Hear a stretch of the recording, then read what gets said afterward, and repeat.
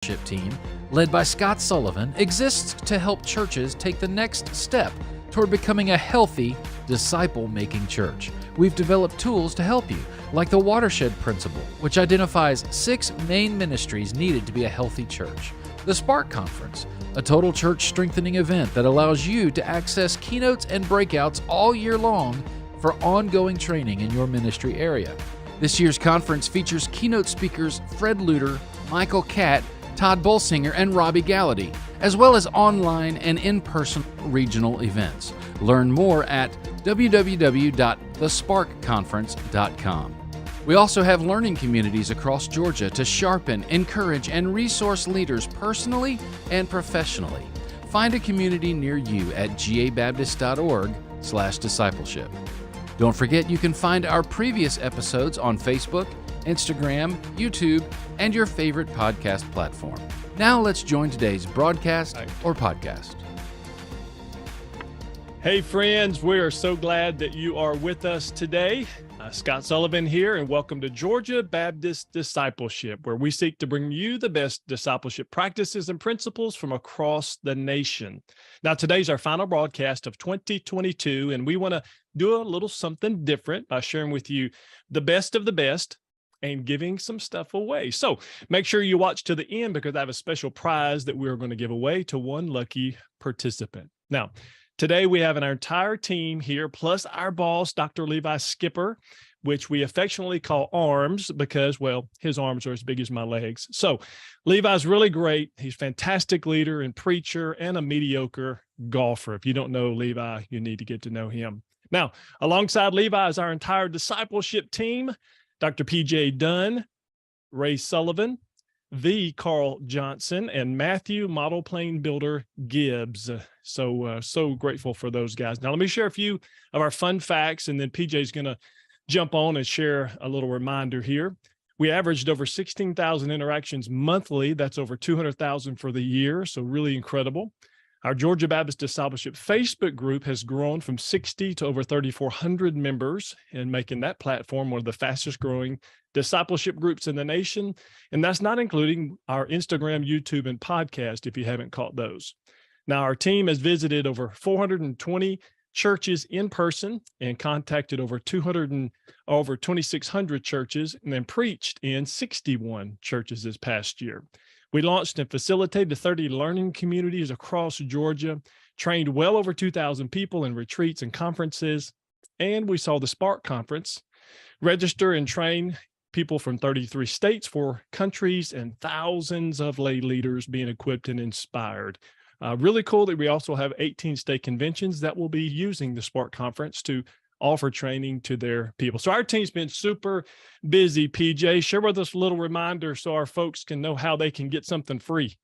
Well, I think the first and most important reminder for all of our Alabama fans out there is that it still tastes like victory. And oh my goodness. We do know what loss tastes like. That's not shocking as I look back on this year. I just want us to remember what victory tasted like in Rocky Top. So very important today. Wow. So if you share the broadcast, you have to hit the share button, not just the like or the heart or the thumb, the whatever emoji. You got to hit share. And if you hit share today, you might just win Scott's super cool. Is that like a Christmas camo? Is that like a Christmas camo hoodie? Is that what we got going on? No, we've talked about it. We talked about it, PJ. I don't know if I can let loose of. We talked about giving this away. So we're either going to give this away, or don't make me do it, a giant Pez dispenser.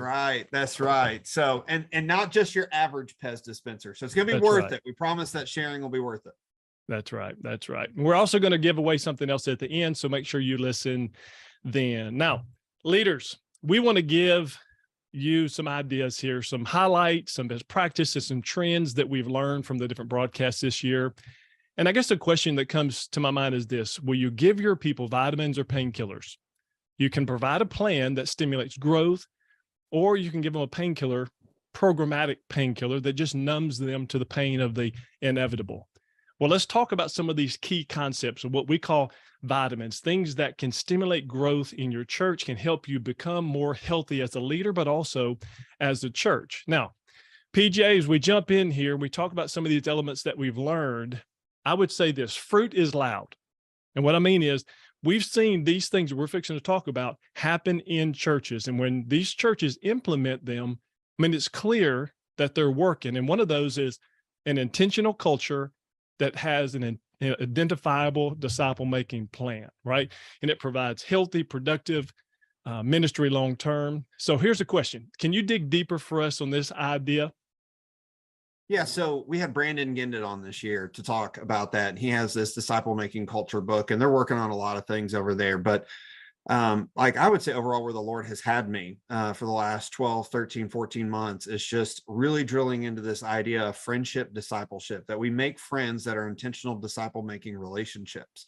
And sometimes we're friendly in a church and we shake everybody's hand, but we don't go to that disciple-making part. So what Brandon talks about is having that disciple-making culture. That culture is what's going to create that disciple-making movement that we all desire so much in our churches. And just preaching on Sunday is not going to cut it. Just launching another Sunday school class isn't the only answer. Those things are elements of a culture, but it's not embracing it. So things like, is your pastor talking from the pulpit about the group that he's in and how it's changing and how he's seeing life change? You know, several of us on here lead groups, and we're all part of a group for disciple making, and it oozes out of you when it's part of what you are. That sounded graphic when I said it out loud. I felt it afterwards. But you want culture to be surrounding you so that you don't even think anything about, am I going to a group this week?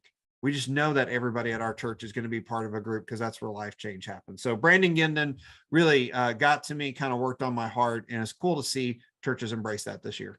So good. Now, Levi, if you'll unmute and jump on here real quick, I want to ask you this same question because you implemented a very intentional plan when you were at your last church and you saw growth, you saw things happen. So let me just pitch this to you as well. How does having a specific plan and trying to create a culture for people to experience the Lord and group activity and ministry and launch them, how did that work for your last church? Well, I will tell you, I think one of the greatest things that happened is I was preaching on the importance of making disciples. And once I kind of finished that message, I actually sat down with an individual who was an engineer in the life of our church. And he said, Levi, man, you're telling me to make disciples. And I agree with you. Like, I jump up and down on the Bible verses that you're, kind of reading. He said, but the bottom line is, I don't know how to do that. So he said, could you just give me a simple tool to really disciple somebody? And so we went back and created what we called at that time, No Sweat Discipleship. But it was basically a simple tool that's timeless, transferable, and easily learned by anybody to disciple someone. So we created that tool. Then we basically trained our entire church on a 4-week process on Sunday mornings on how to do that, teaching them how to worship, reach, grow, and serve. And then as a staff, we started No Sweat discipleship groups, and then they just kind of organically began to take place in the life of our church. So getting something super simple that can be understood by anybody. When I say anybody, I mean my 8-year-old daughter at that time, she's older now, but she understood it and actually used it.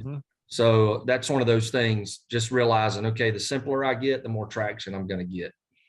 So good. So your people knew what to expect when they got there, equipped and empowered them to move forward. Really, really strong. Now, the Carl Johnson, I've said many times, if you'll unmute and jump on here with me, I've said many times, bro, that the future belongs to those who think deeply, live within boundaries, and plan strategically. All right. Now, we had Leo Endel on, and he talked about small church strategic planning.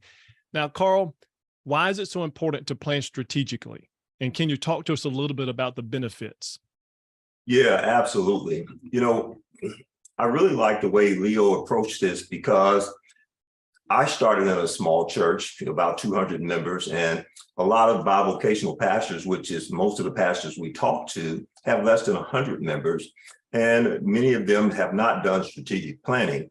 And sometimes that sounds so complex, you think you have to be a mega church, but it's almost as simple as a GPS. You know where you are, you punch in your location, you know where you want to go, and it gives you all of the turns to get there from point A to point B. And so it's like creating next steps for your church. And, he talked about, how some churches have obstacles to doing that. And many times they are smaller churches because they're intimidated by what larger churches do. But what I really liked about the way he outlined in his book, Where Do We Go From Here, is that part of the planning process at the very beginning, you define the purpose of the church. And no matter what size your church is, it's going to have the same purpose. And of course, the fivefold ministry, we all know what those are. But once you define that, and then you evaluate where you are, and you kind of assess that, now you can do some brainstorming and see what's the next step to get to actually living out the purpose of the church. And of course, any pastor you talk to, they're going to say, hey, we exist to do the Great Commission, to make disciples. And so you've got a plan to do that. It doesn't just happen by osmosis. It doesn't just happen, as you love to say, Scott, because you hope it will happen. And that's not a plan. That's it. Yep. Hope is not a strategy. That's good. Love it, Carl. And it's like the idea of you don't go to war and then develop your plan while you're in the war or after the war. It's just really important to have your plan going into the war, and then you storm hell with a water pistol. So that's strategic. Strong. Yeah, strategic. Man, thanks for sharing that. Now, Levi, you were on our broadcast this past year, and just in a strong word that you shared about the importance of taking advantage of big energy moments and built-in big attendance days. By the way, folks, as we talk about these initiatives, we're going to be dropping links to these broadcasts, links to these resources that we're talking about. They're going to be in the chat. So if you're listening by podcast or on Instagram or one of these other platforms, make sure you go to the Facebook group and you'll be able to get all of these links. Now, Levi, can you share more about the Ride the Waves initiative? Because there are a lot of people that are using this right now. But as I look at the breadth of 3,500 churches, there's still a lot that are not maximizing the moment. Yeah, so it's just a simple tool called Ride the Waves. It helps you take advantage of natural attendance bumps in the life of your church. So one of the things that I learned pastoring, and I've seen in other churches as well, is sometimes we think we should grow incrementally every single month, like it's always be growing. And the reality is it doesn't work that way typically in the life of a church. But there are some natural attendance bumps that take place. So some that we've identified, is like the beginning of the year. So January, for whatever reason, people show back up at church. A lot of times, unchurched people who look for a church will also show up during that time. And then Easter's another time. And then typically in the fall when school starts back. So if you get very strategic, to kind of jump off of what Carl said, that's what Ride the Waves is. You're strategically looking at those particular times, and you're looking at how you're going to take advantage of those natural attendance bumps to move the church forward. So a great example of that is if you want to grow, by X percent in your small groups, then maybe, in January, you want to ride that wave of a natural attendance bump, and you want to create everything to drive people to small groups. So you're going to teach on the importance of small groups. You're going to start new small groups, et cetera. All of those kinds of things take place. So Ride the Waves is just a very simple tool. Again, I'm a very simple-minded individual, so I like simple stuff. But it's a simple tool to help a person take advantage of those natural attendance bumps. Very good. And that's what we want to do in the life of church is we want to provide a platform for our people to experience the Lord at a high level, equip, and then launch them. That's strong. Thank you, Levi. Now, Matthew, when we interviewed Steve Parr, we talked about healthy churches and the importance of training leaders. And man, when he started talking about how we weren't training enough and how important it was, not just to train them like once a year, but the idea that we should consistently train him. I'm like, giddy up, cowboy. I mean, he's talking my language, but we're not seeing enough of that consistent training. So, man, talk to us about the lessons learned here and about maybe some ideas on training and empowering leaders in 2023. Absolutely. Absolutely. Scott, thanks for the opportunity to do that. Couple of things, just right off the bat. Steve's such a great leader and has had such an impact in our state. It's always good to hear from him, and he's got his finger on trends. But two of the things that we talked about, one was specifically recruiting volunteers and then also training volunteers. And something he said that really hit home with me is when it comes to training, the scriptures don't only describe training for the church, but they prescribe training. And he says training is directly related to our growth. If we train well, we'll see growth. We'll see positive growth in our church. And one of the things that we said is, as we travel around the state, the different guys on the podcast here, we don't hear pastors saying, my biggest problem, Brother Matthews, I got so many volunteers, I don't know what to do with them. It's usually the opposite is what they're saying. And so we need to recruit well, but then we also need to have some type of ongoing training, intentional plan to train people. One of the things I love that Steve said is he talked about training in drips. He used that term, train in drips. And he gave the example of a church that he was an interim pastor in, and he did something where he had a little 5-minute training blurb that he provided every week. And he said, if you think about it, over the course of several months, our folks got literally hours of training. He said, didn't cost me a lot of time or effort, but it was very beneficial.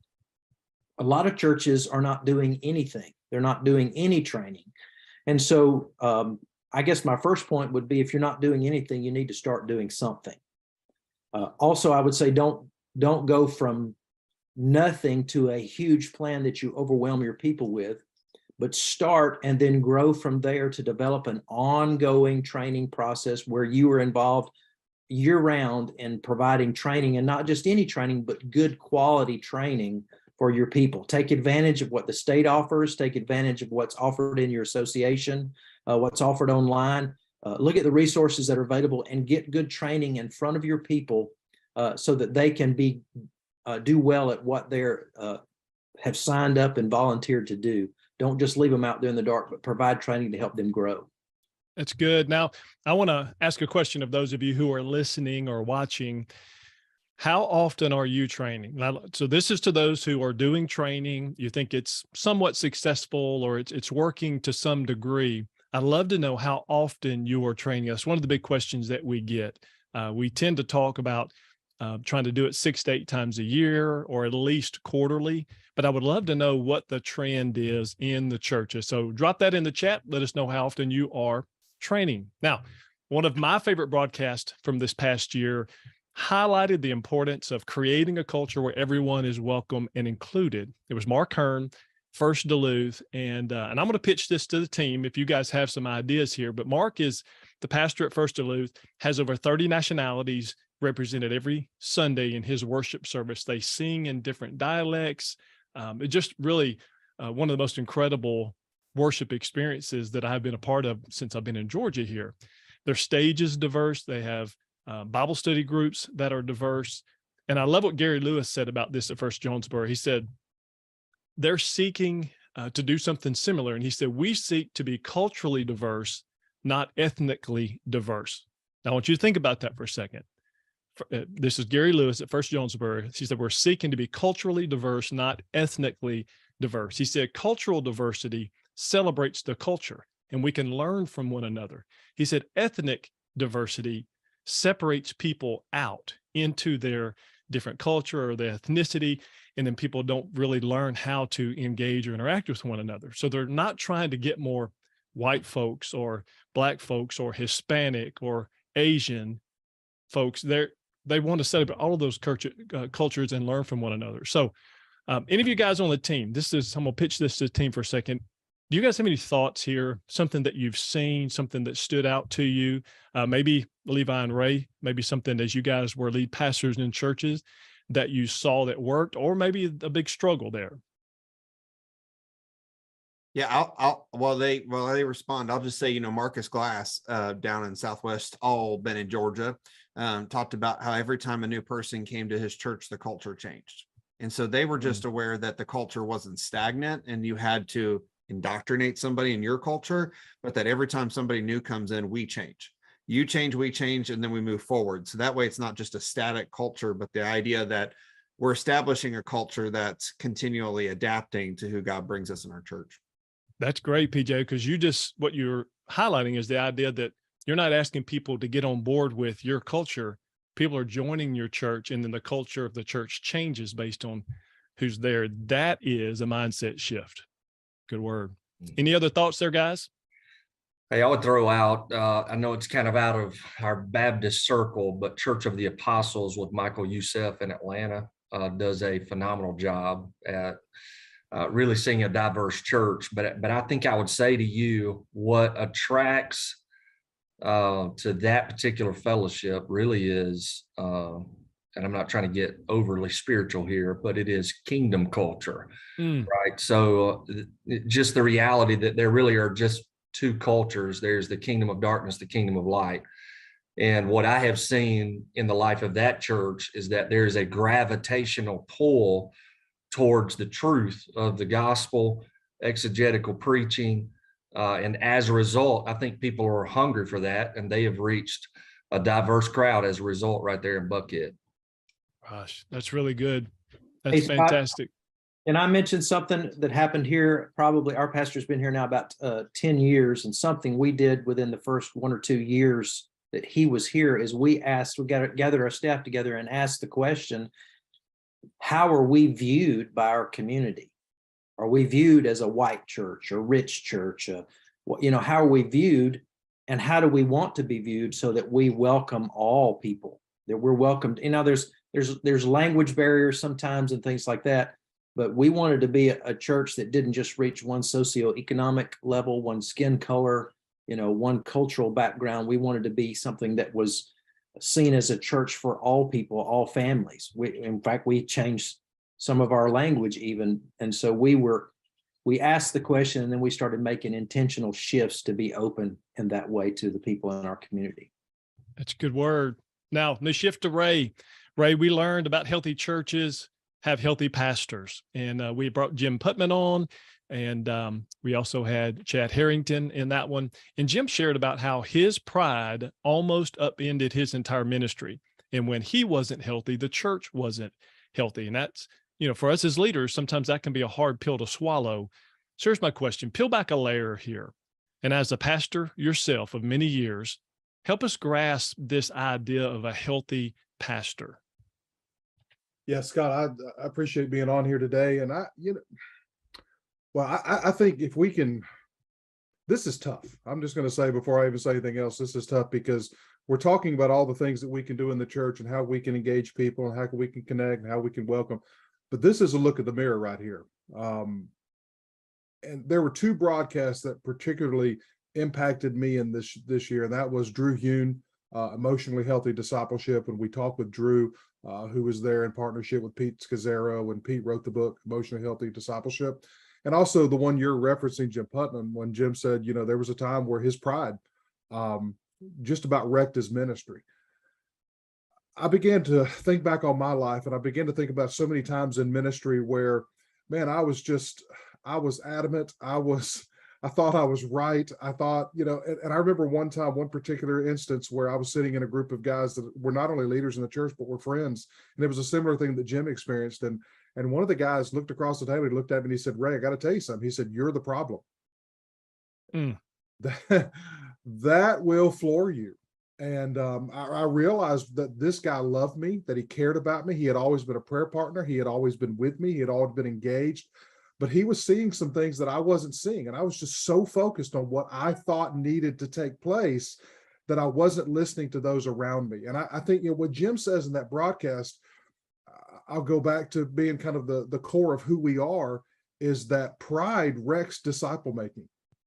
If I think I know better than God, and I think, I may think I'm serving him, I may think I'm working for him, but I'm not listening. I'm not engaged. I'm not personally being discipled. I'm not reading my Bible on a regular basis, not just for preaching, but for spiritual growth, for connection with the Lord.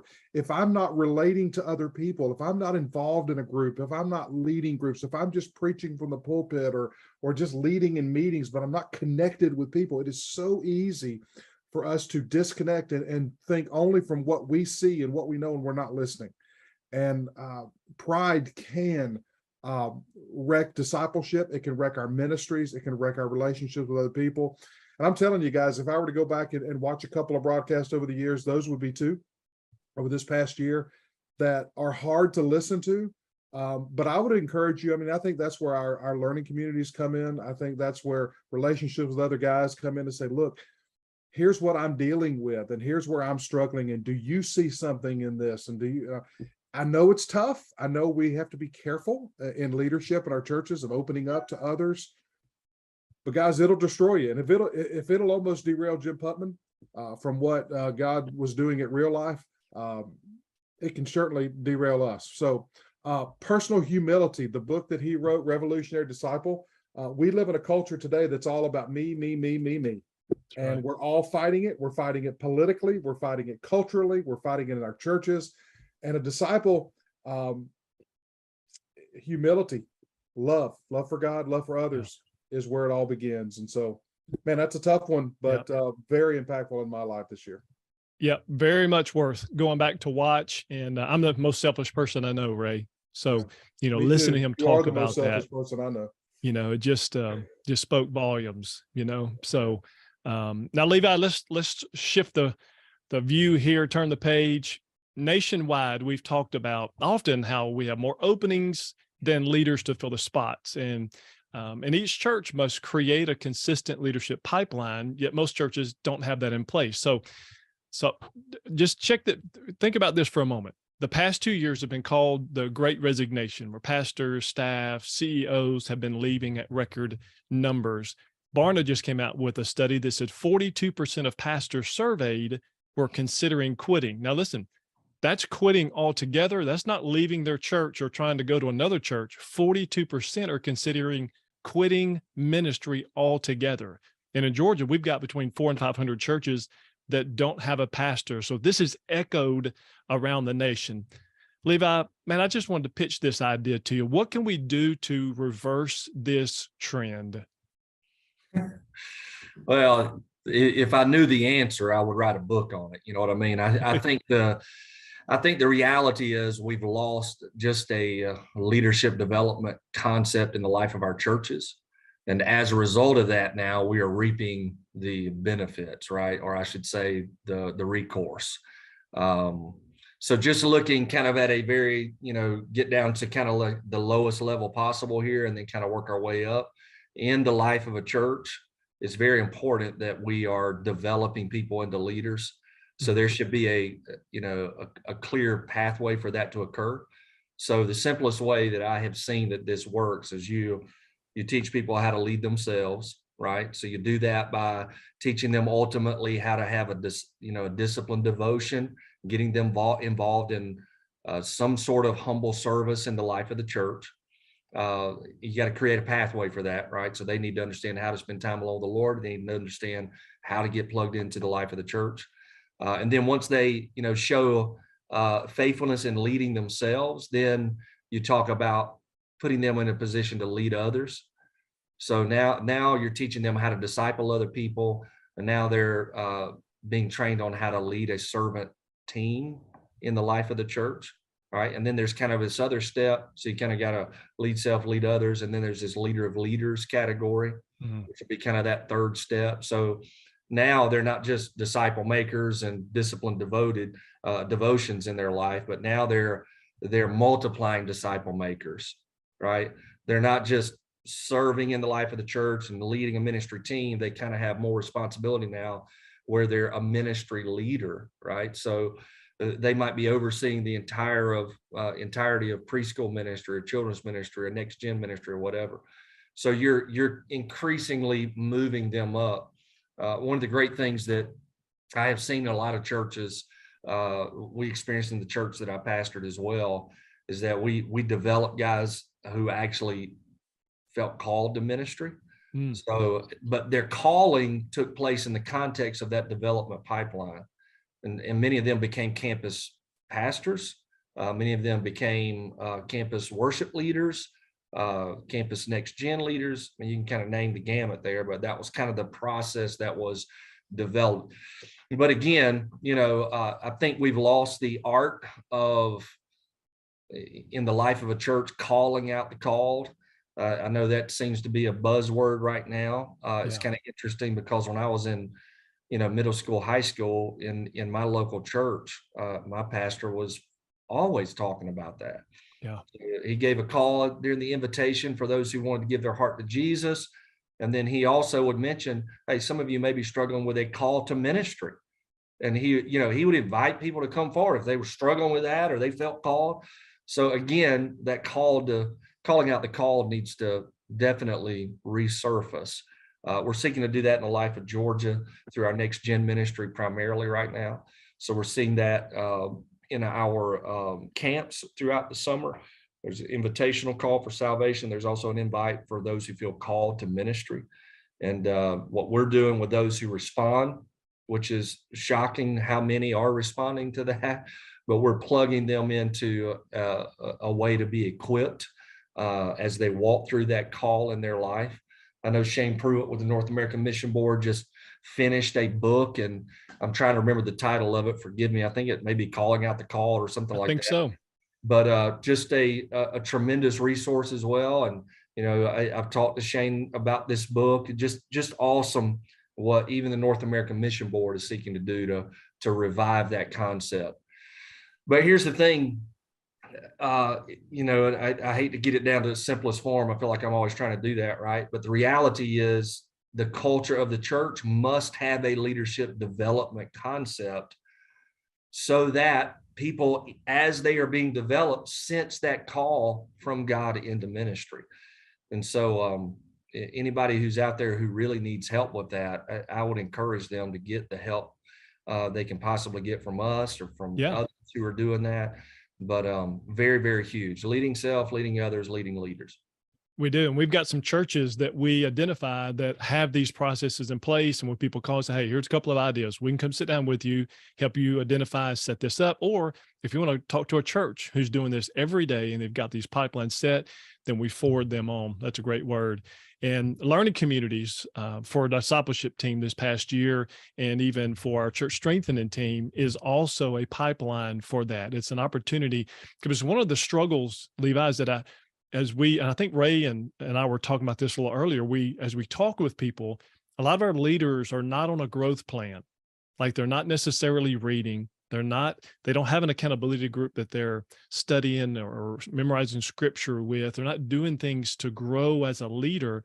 So if we're not growing as a leader, then we're not going to be able to help other people take that same path as well. Man, thanks so much for sharing that. Now, Ray, we talked also about how important it was to think beyond borders, because we all grew up in a box. And I tend to see the world through the box and the lens of how I grew up. So Ray, help us understand here, because we jumped into VR, virtual reality discipleship, and my mind just exploded listening to these guys talk. And they're trying to do this every week, and they don't know if it's going to work long term. I don't even know what I think about it, but man, help us understand a little bit about what we learned through that broadcast. Yeah, I'm in the same place, Scott. I remember when PJ first made a comment about doing a broadcast on VR discipleship, virtual reality. And I said, well, what does that look like? What are you talking about? And he began to explain, we see the commercials about the little goggles and the metaverse and all this. And I was like, just be honest. My gut reaction was, you got to be kidding me. This is ridiculous. I mean, I'm going to put on some goggles and I'm going to walk into a virtual room and do discipleship. Come on, people, we have to have relationships and all this. I made a comment and my wife just laughed in the background. She was like, what in the world is that? That's how I went into this. Now, maybe I'm showing my age or something. I don't know. But man, that discussion that PJ had, it was just a couple of weeks ago. It was our last broadcast. For me, most impactful of the year. Those guys and what they're doing to create relationships and connections and open doors of gospel presentation and discipleship. I mean, it's just a place to communicate. It's a place to just engage. And some of the people that they're engaging with, we would never connect with on a regular basis. And I was just, number one, I was embarrassed that I was even negative in the first place. But number two, just now, I'm same place. I don't really know what I think about it. I don't know about its long-term impact, but I am so intrigued by those guys that are saying, hey, whatever it takes to have gospel conversations with people, I will give it a try. I will reach out. We talked to a young pastor not long ago down in Southwest Georgia who said, I'm going to buy 2 or 3 of these virtual things because I have a couple of young people in my church that probably will use that. and to connect. Hey, I'm not saying go out and start it tomorrow, but open your eyes, people, and just begin to think, are there other ways that we can connect with people? Discipleship is about relationships, and not all those relationships are face-to-face. Sometimes they are virtual. And so I was challenged. Man, leaders are learners, and I have learned a lot this year. Yes. That was one of the areas that I really learned a lot. I would go back, guys, and watch that discussion. There's some guys that are out there on the cutting edge, and it's pretty neat. Yeah, Ray, you really just highlighted for me the idea that we've got to stay curious.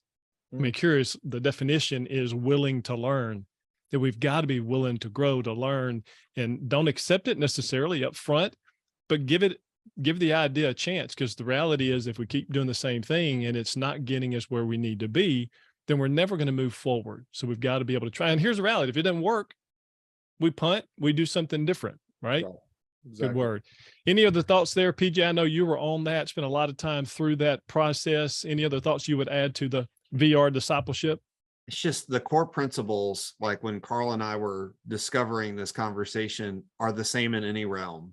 That's just the nerdiest way to say it. Like the gospel is the same, and we go proclaim it. And this is one missional way to go share the gospel online from the comfort of wherever you want to sit. Just hop on and you're in another realm.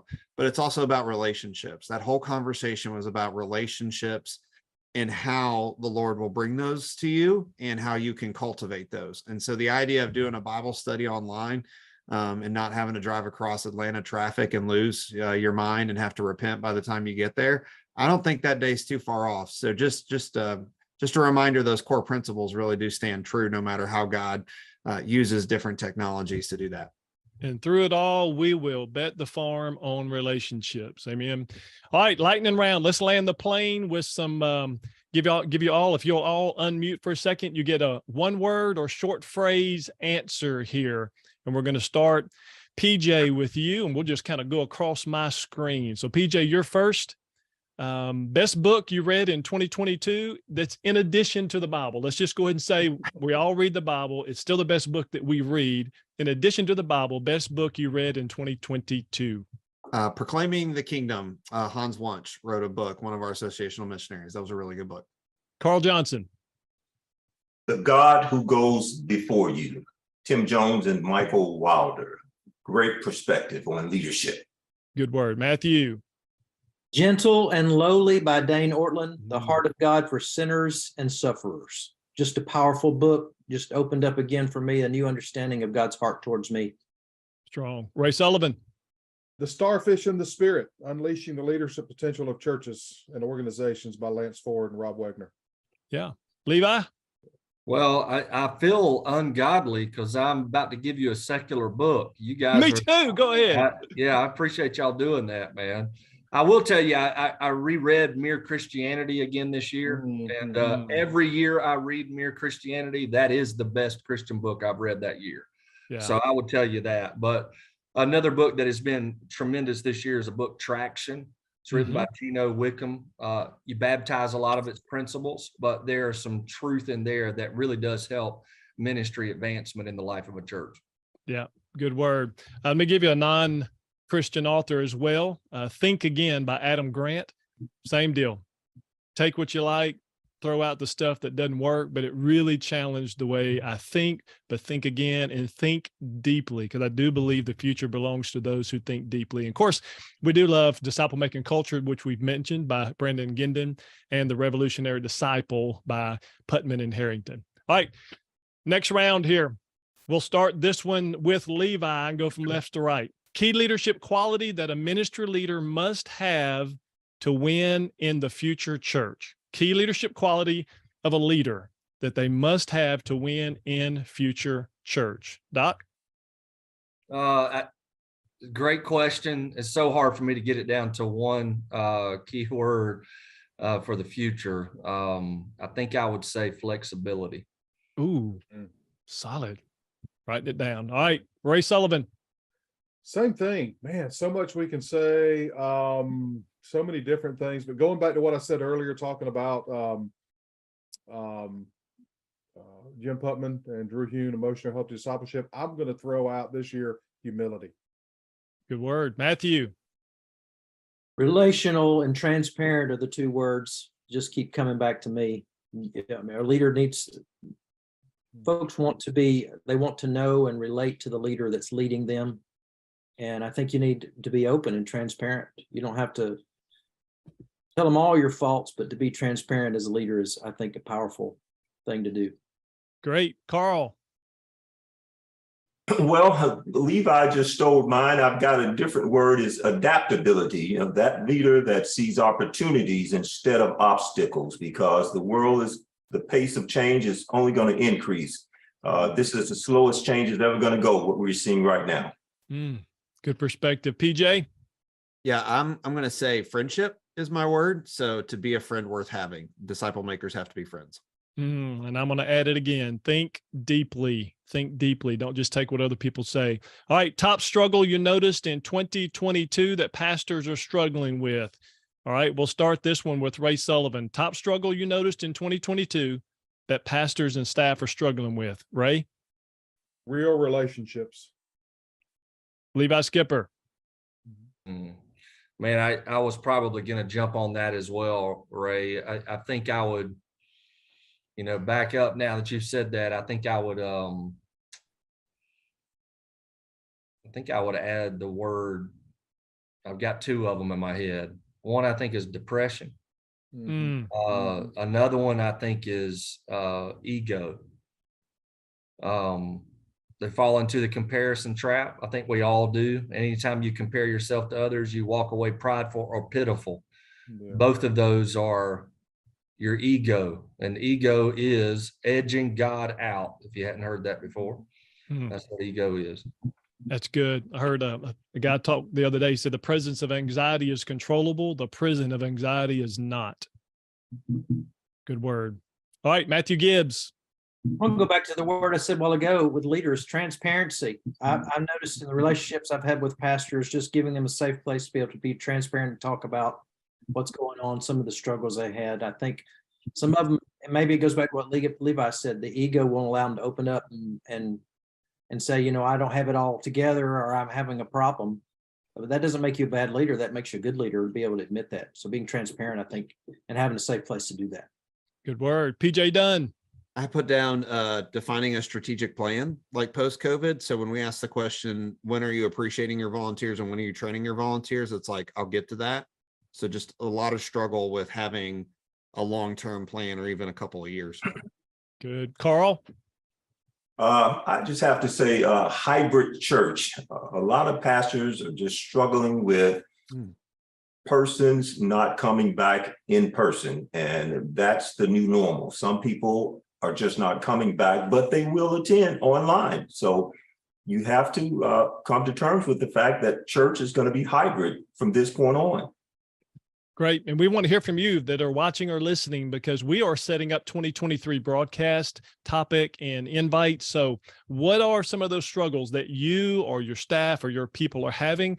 Because we want to have discussions based on what the need is in the local church. So if you will, drop that into the chats below. And again, when you drop a chat, you get entered into a drawing for free swag. All right. Least talked about topic that should be a headline.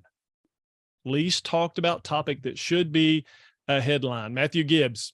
I took it as in the discipleship area. I think a lot of our folks I'm talking to, when we're talking about disciple making, they're not thinking about disciples who make disciples. They're thinking about a program. And I think that's what we need to talk about, the relational discipleship and what it means to reproduce another disciple who will go and reproduce another disciple. Good word. Carl Johnson. I would say the role of emotional intelligence in relationships. And, disciple making is going to be as varied as different personalities that you're going to have when you meet people. And not everybody is cut the same way, but if you just seek to understand people before you try to force them to understand you, that's going to take you a long way. And I'd like to get a lot better at that. Good word. PJ. I'm keeping my theme. So I just think lack of friendship depth. I just think we're a lot of handshakes, culturally very friendly, but we don't have depth to those friendships. Ray Sullivan. Yeah, picking up with PJ there, I would say personal disciple making from pastors or leaders, not just, and it kind of goes with everything Matthew was saying too. It's not program driven, but are we leading leaders? Are we personally engaged in relationships and disciple making and letting that overflow into our ministries? That is what I was going to go with as well, Ray. Personal time alone with God and personal disciple making. Levi, Skipper? Yeah, I mean, I feel like an echo chamber at this point, because that's kind of what I was going to say as well. But really multiplying ourselves will be the key. Cool. All right. Last one, most creative solution and the problem it solved. All right. Let me throw out mine first while you guys are thinking. Most creative solution and the problem it solved. There was church that I was aware of, looking for youth pastor, which we've got hundreds and hundreds looking for the same thing. They decided to go with 3 part-time people from within the church, an older guy, 2 that were younger, kind of late 20s, early 30s. They split the responsibilities up between the 3 people, from speaking to volunteers to set up to tear down, all of those. And it is working for them. So they're actually spending less money, not having to do, payroll, insurance, all those kind of things. And it's working really well for that church. So solution was hire from within, go part-time. And the problem was trying to fill staff positions, which is such a big deal. All right, let's keep rolling. PJ Dunn. I put down utilizing your creative church members to build environments at your church, and the problem that's solving is that you're not the expert at everything, pastor. Like, we're not the expert at everything. It's okay to say that, but you go to your church members that are creative and say, I want to build an environment when somebody walks in that they see what we want to be about. And so I saw a couple of churches this year do that on a budget, and we're going to talk about that in an upcoming broadcast, but I thought that was pretty creative. Carl. Well, mine is secular, so I'm a little ashamed, but I'll say it anyways. The Suez Canal, and I know that was done about 150 years ago, but it created a path that connected 3 continents, Asia, Europe, and Africa, and really the entire world, so that you could get imports through the Suez Canal, down through the Red Sea, down to the Indian Ocean, which also connected Australia, and they didn't have to navigate that desert. And it's a man-made waterway, 120 miles, and it took 10 years to build. But even to this day, 30% of all international cargo goes through the Suez Canal. And I'm just still amazed at that. And speaking of the word an artificial waterway, artificial intelligence is coming our way through virtual reality. So. Good word. Sounds like the intro to Levi's next sermon. Matthew Gibbs. All right, here's a silly story, but it illustrates a point. I heard about a guy who had a leak in the roof dripping in the floor, and he was trying to figure out how to solve the problem. So he drilled a hole in the floor and stuck a funnel in it.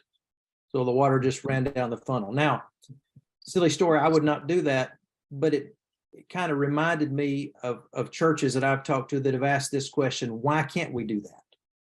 Why can't we do that? And begin to say, what are the barriers? Are they, ethical barriers? Or are they biblical barriers? Or is it just a cultural barrier? Why can't we do that way? And so you can be much more creative with your problem solving if you ask that question. Why can't we do it that way? And then figure out if there's really a real barrier or just a perceived barrier. Nice. Ray. Real quick, a pastor down here in South Georgia had 2 issues that I think most of our churches are dealing with. One was, what was he going to do on Sunday nights when attendance was continuing to decline?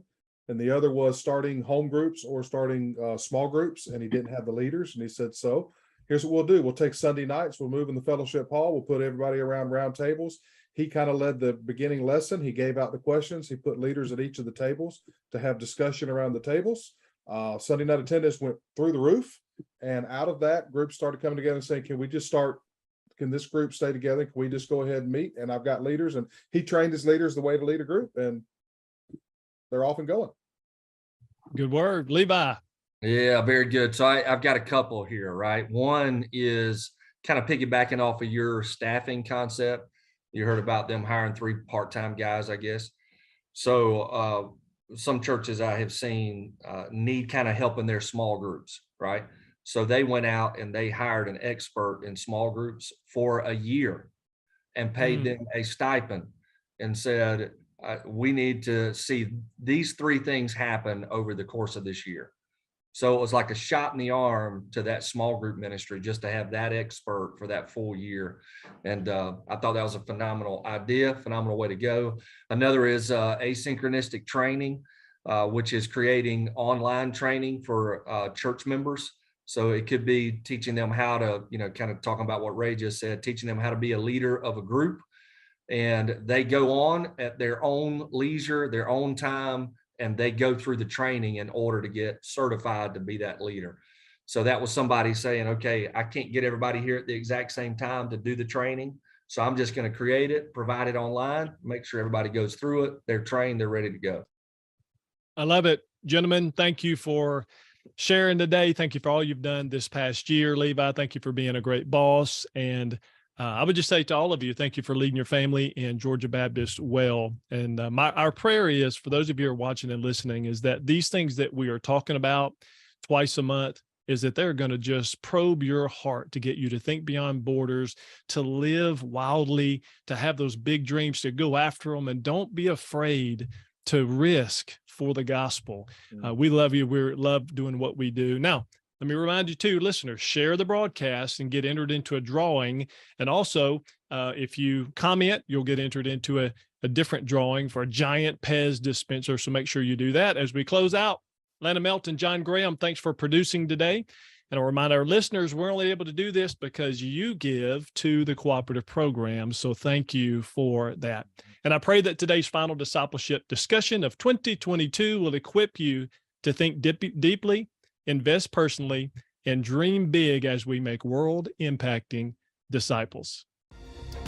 Thanks for listening. We want to continue the conversation from today's broadcast in a learning community near you.